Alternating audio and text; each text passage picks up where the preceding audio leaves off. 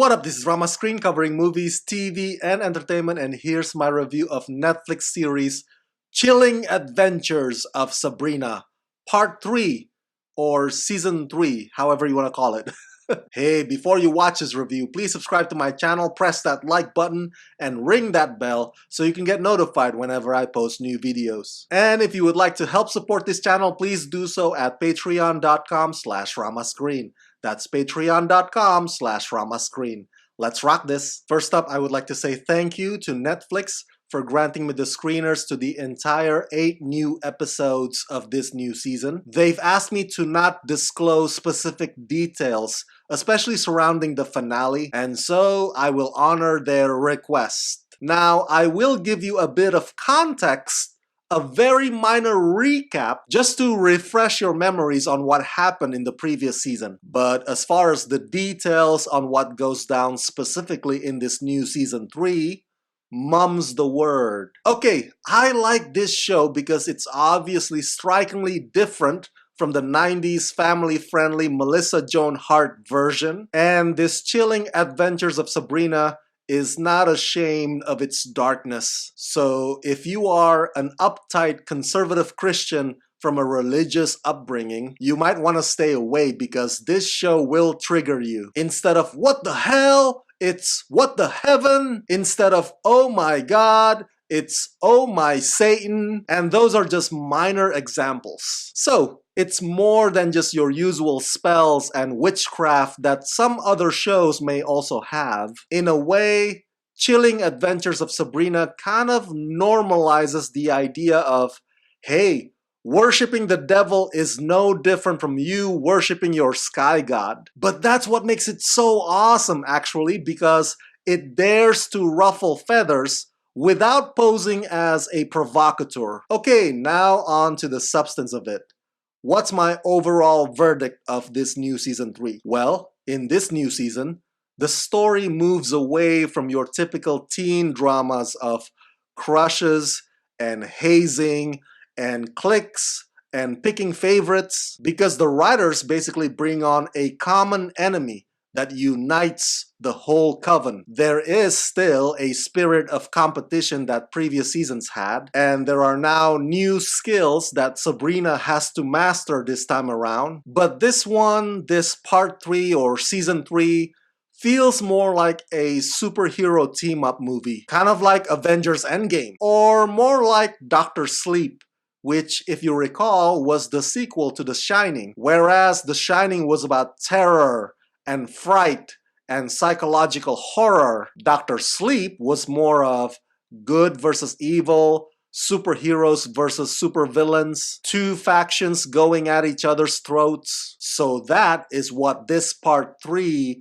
has essentially evolved into. So if you're looking to see more personal clashes between the characters, you might want to keep your expectations low. On one hand, it's kind of cool seeing them coming together, but on the other hand, it does make this new season a bit generic or formulaic. Created and showrun by Roberto Aguirre Sacasa, Chilling Adventures of Sabrina reimagines the origin and adventures of Sabrina the Teenage Witch as a dark coming-of-age story that traffics in horror, the occult, and of course, witchcraft.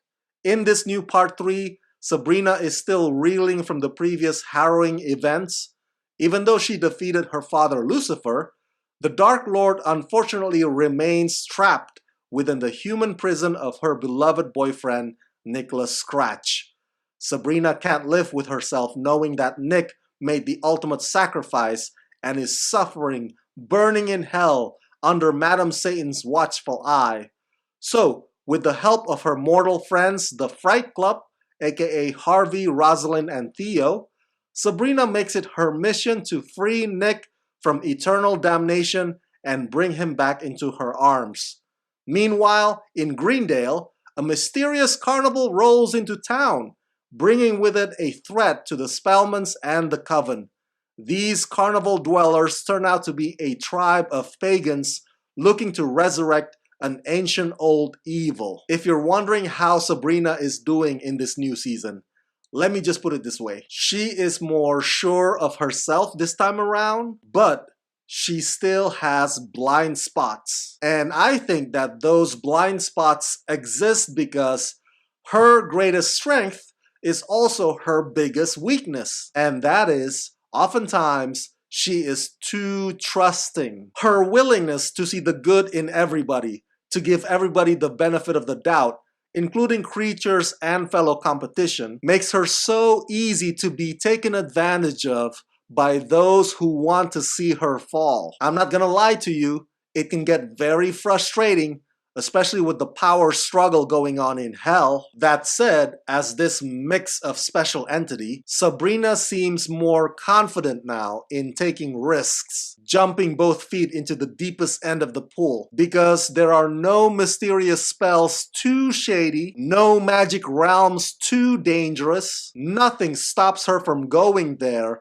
if it means saving her friends. So I guess you can describe her as a walking caution be damned. In a way, Sabrina is like Clark Kent slash Superman, right? At the Academy of Dark Arts, she can be her own self, but in the other high school, she's like Clark Kent, putting on a persona, minus the nerdy glasses, of course. Whereas in previous seasons, Harvey and Rosalind and Theo may have been feeling half-heartedly about the fact that Sabrina essentially lived two lives. But in this new season, they are all in on Team Sabrina, which goes to what I said earlier.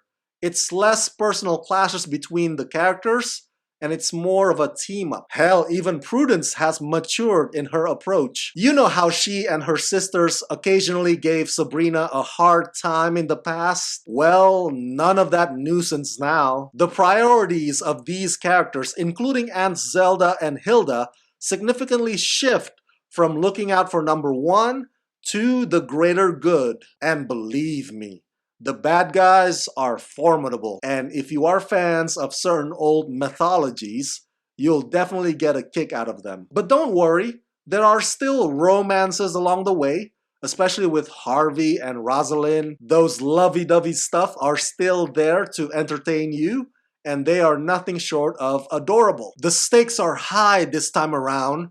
Sabrina and the Coven have so much more to lose. I think the writers did a fantastic job of compounding the dilemmas to the point where we, the audiences, are left wondering how on earth are these characters gonna get themselves out of this. I won't spoil it for you, but let me just say that even though the resolve may be generic or formulaic, if this season's intention is to make you root and cheer for the characters, then it does a hell of a job at it, because that's exactly what it accomplishes. Part 3 is another super cool, super fun, super dark, super exciting season, and thanks Satan, Sabrina's back.